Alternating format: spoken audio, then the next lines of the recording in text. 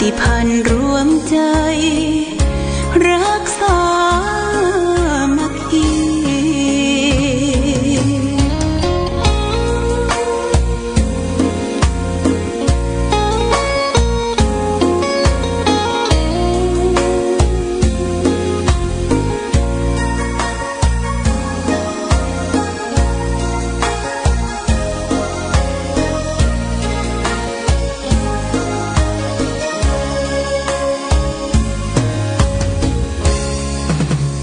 เป็นวัดร้างโบราณสืบสาน2524พระมหาราชครูเกษราปัญญาปรมาติกาจารย์จากวัดดับภัยเชียงใหม่สืบสานเวลาผ่าน131 ปีนานไกลวัดพระบาทอุดมรุ่งเรืองงามตาเจ้าน้อยบุญทาวงศาข้าหลวงปวงเชียงใหม่ปกครองหัวเมืองฟ้าทุ่มเทแรงกายแรงใจทุกชาติพันธุ์รวมใจรักษามัคคี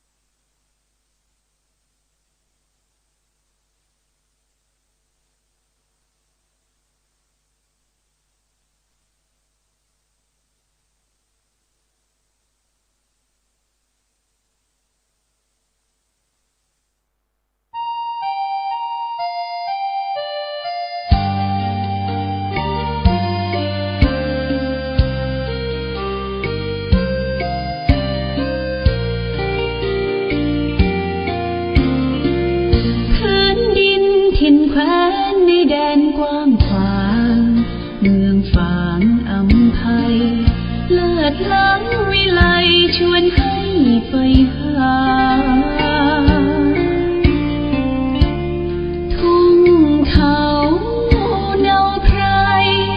หากใครได้มาม่วนใจนักหนาได้มาแอวเมืองฟ้าชุ่มเย็นช่ำล้ำเที่ยวทำตักเต่าแดนเก่าโบราณ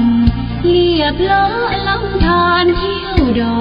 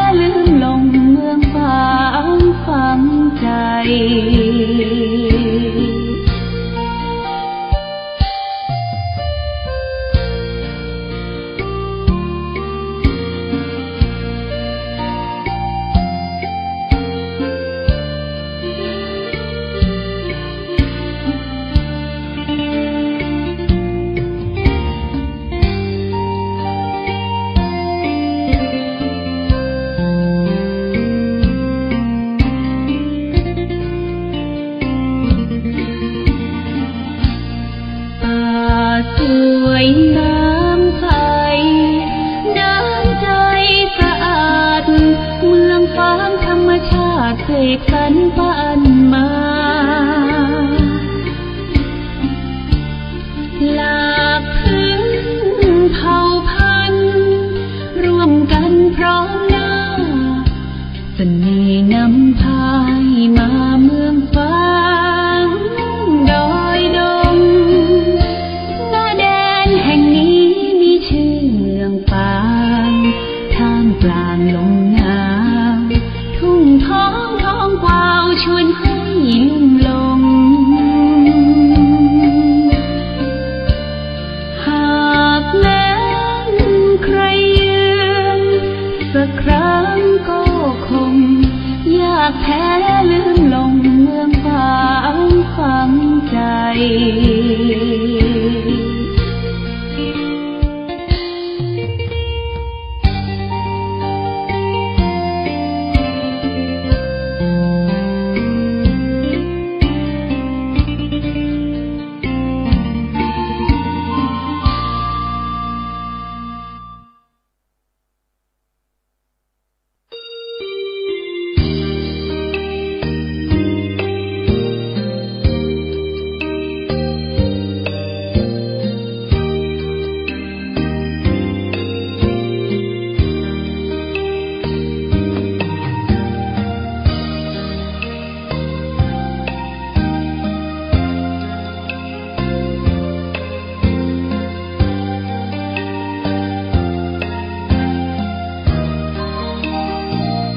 เวียงฟ้างเมืองบุญอุ่นไอถึงชัยประการน้ำกกแม่อายไหลผ่านสองฝั่งสายทานอุดมสมบูรณ์เมืองไม้งามอารามเอื้องหลวงดอกคูณชูช่อโรแสงอรุณเหมือนบุญหนุนนำให้มาแม่อายยามนี้ไม่มีเสียงใครสะอื้นสวยสดผู้สาวงามชื่นยามยิ้มละรื่นชื่นในอุราช่างงามพร้อมผุดผ่องผิวพรรณจัญญาช้างเผือกในพุ่มพันนาเพียงพบศพตาพาใจอาวรณ์พระเจ้าพรหมสร้างสมเวียงชัยประการสืบลูกสืบหลานเป็นตำนานเหมือนดังละครเหนื่อยยากเพียงใดทรงใส่ใจข้าราษฎรเชียงแสนแม่อายท่าตอนทรงขวาตอนร่วมเป็นธานีควรจงภูมิใจเทิดไว้เหนือกล้าวเกศาพระคุณมากล้นพันละนาสร้างเมืองมานับกว่าพันปีกอบกู้เวียงร้างสร้างวัดวิหารเจดีย์เรามีสุขทุกวันนี้เพราะพระบารมีของพระเจ้าพรหม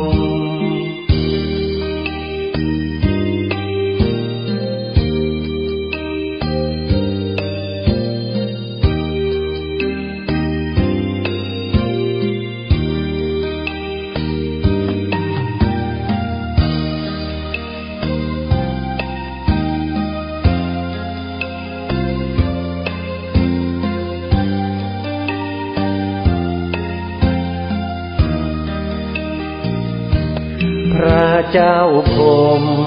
สร้างสมเวียงชัยประการสืบลูกสืบหลานเป็นตำนานเหมือนดังละครเหนื่อยยากเพียงใดทรงใส่ใจข้าราษฎรเชียงแสนแม่อายท่าตอนทรงขวาตอนร่วมเป็นธานีควรจงภูมิใจเทิดไว้เหนือกล้าวเกศาพระคุณมากล้นพันละนาสร้างเมืองมานับกว่าพันปีกอบกู้เวียงร้างสร้างวัดวิหารเจดีย์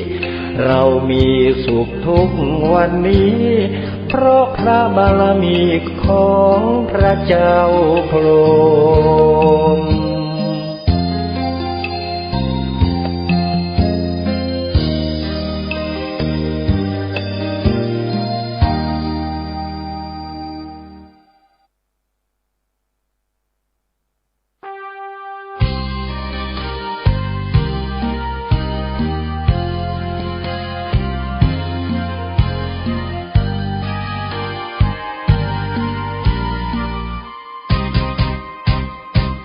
กำเนิดองค์บุญแห่งล้านนาไทยครูบาเจ้าศรีวิชัยผู้มีจิตใจเปี่ยมล้นคุณธรรมสร้างสมบารมีของดีงดงามเลิศล้ำเพื่อหวังโมกกฐรรมและปรารถนาพุทธภูมิมาขออหิงสาเป็นหลักธรรมน้อมนำมาปฏิบัติมักน้อยสันโดษเด่นชัดไม่เกลียดไม่โกรธและไม่โมโหเจริญรอยตามทางเดินหลักของพุทโธนะโมพุทธายะสิ้นชีพสรีรัมผู้คนกราบไหว้องค์บุญผู้เฟื่องแห่งเมืองล้านนายึดใจเรื่อยมาองค์ครูบาศรีวิชัยผู้คนทั่วทิศทั่วแคว้นในดินแดนไทยขอพรกราบไหว้พึ่งใจพึ่งบารมีอนุสาวรีย์แห่งนี้ครูบาสูงใหญ่ให้คนบูชาน้อมไหว้สำนักวิปัสสนานะโมสวาแห่งนี้วัดพระบาทอุดมให้ท่านชื่นชมพึ่งบารมีเชิญชวนญาติโยมน้องพี่ไหว้บารมีขององค์ครูบา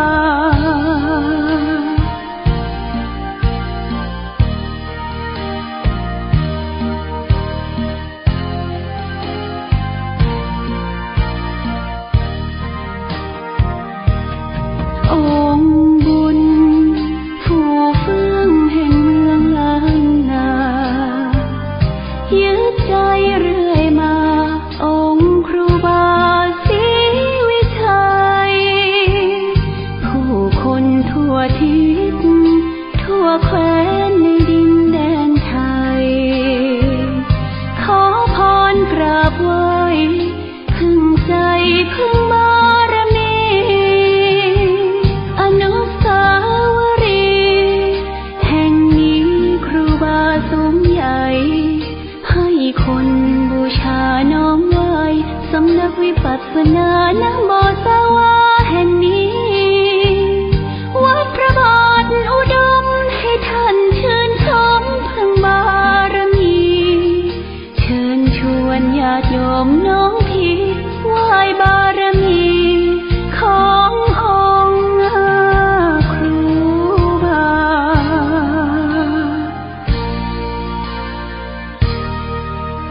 ข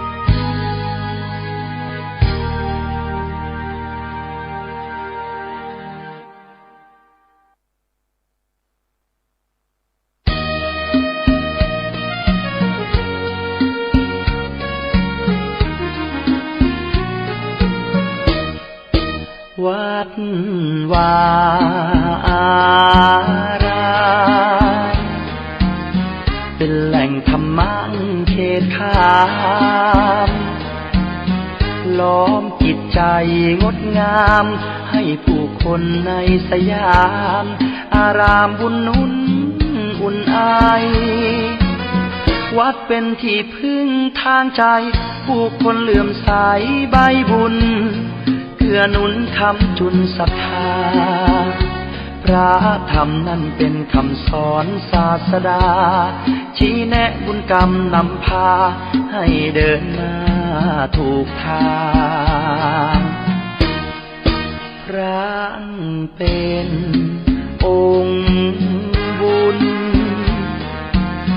คอยชี้ทางเพิ่มพู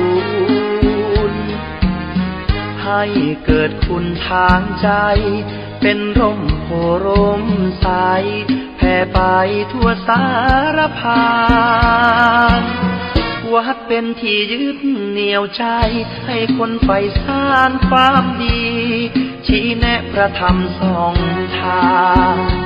สังคมไม่มีแตกร้าวอับปางมีรักผูกพันสรรสร้างไม่อ้างว้างเดียวดายไปวัดทำบุญสุนทานสดใสชื่นบานร่มเย็นร่มใจให้เราผ่อนคลายมีคุณธรรมน้อมนำจิตคนมากมายสังคมสดใสเลี้ยวไปแห่งใดรอยยิ้มมากมีในสังคมไทยมีพระนำใจมีมิตรไมตรี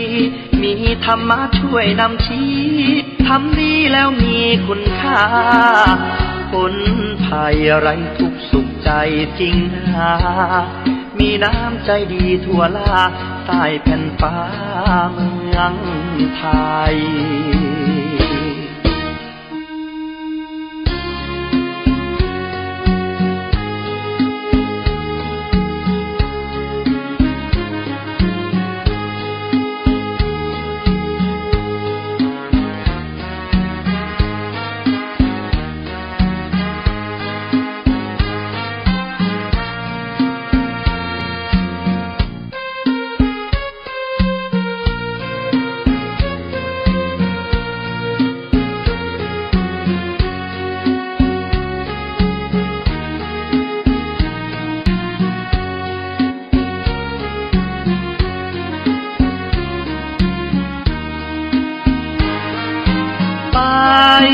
วัดทำบุญสุน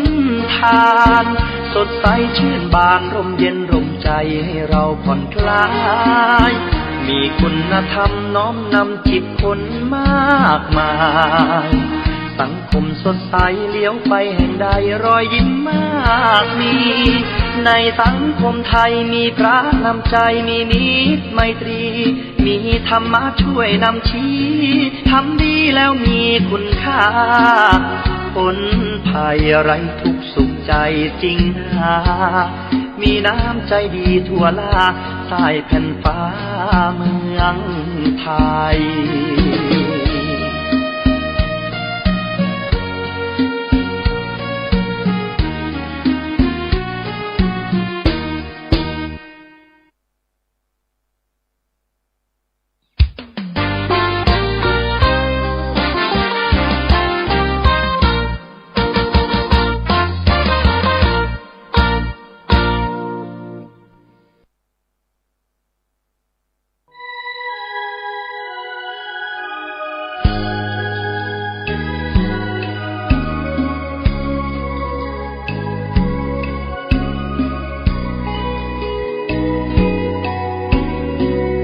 พื้นดินถิ่นแคว้นในแดนกว้างขวางเมืองฝางอำไพเลิศล้ำวิไลชวนให้ใฝ่หาทุ่งขาวเนาไพรหากใครได้มามวลใจนักหนาได้มาแอวเมืองฝาง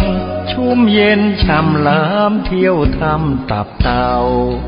แดนเก่าโบราณ เรียบเลาะลำธารเที่ยวดอยอ่างคางเขื่อนน้ำแม่เมาเยี่ยมชาวบ้านอย่างป่าคาดอยลางกลางถ้ำผาพึ่งพันนาป่าสวยน้ำใสน้ำใจสะอาดเมืองฟางธรรมชาติเสกสรรปั้นมาหลากพื้นเผ่าพันธุ์ร่วมกันพร้อมหน้าเสน่ห์นำพายมาเมืองฟางดอยโดงหน้าแดนแห่งนี้มีชื่อเมืองฟางท่ามกล